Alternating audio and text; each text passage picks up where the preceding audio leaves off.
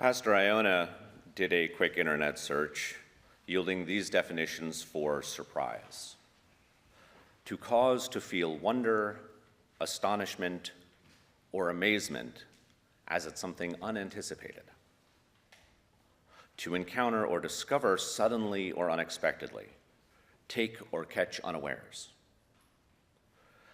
The good news is so good because it catches us by surprise.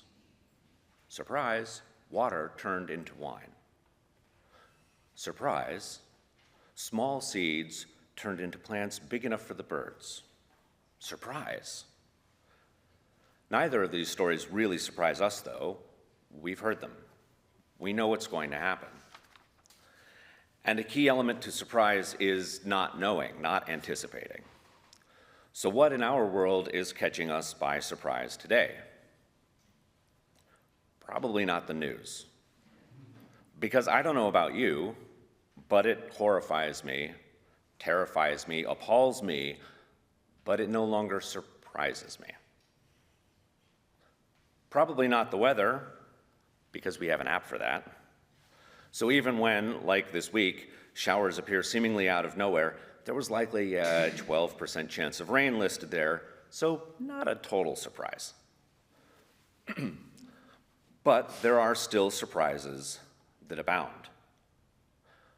A bite of an orange that is shockingly sweet and delicious. Surprise. A hummingbird pausing from its frantic flying by resting on a plant. Surprise. A surprise visit from a construction crew working across the street from the Cleveland Clinic, where 4-year-old Brinley is waiting for a heart. The crew stops work every day at 3 p.m. to give her encouragement from the building next door with heart hands. Surprise. When we open ourselves to being surprised, we can then notice the good news.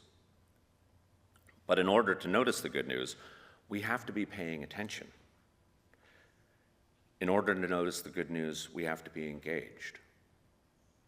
We have to have what some people refer to as the pastoral imagination. Take the wedding.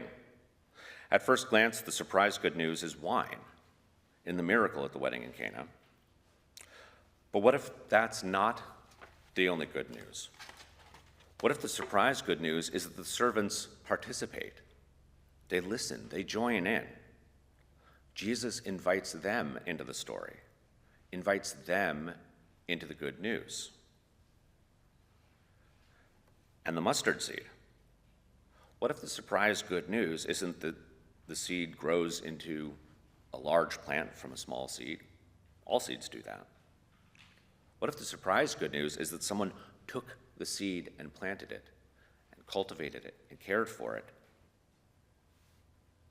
And isn't that almost always the case? We must be engaged to be surprised. We must notice. For us, we must participate. Why? Because we are part of God's story. This week, the news of Reverend Jackson filled my newsfeed, Iona's newsfeed. I was surprised by the good news found in his 1972 Sesame Street visit. Here, take a look. Ready on the stump? Yeah. Okay, here we go. I am somebody. I am somebody. I may be poor. But I am somebody. I may be young. But I am somebody. I may be on welfare. But I am somebody. I may be small. But I am somebody. I may make a mistake. But I am somebody. My clothes are different. My face is different. My hair is different. But I am somebody. I am black, brown, white. I speak a different language. But I must be respected, protected, never rejected. I am God's child. I am somebody. Give yourself a big hand. God rest his soul. Every person is somebody.